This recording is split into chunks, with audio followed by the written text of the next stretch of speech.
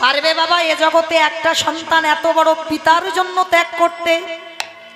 শান্তনু রাজা বলেছিল অসম্ভব।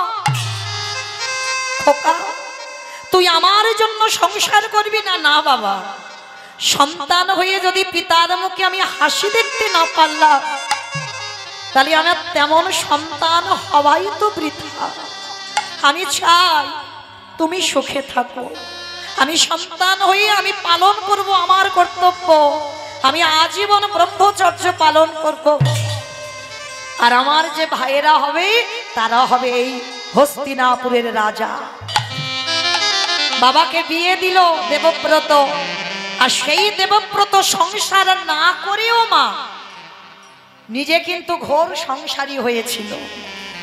ভাইয়েদের জন্য নাতি পুতি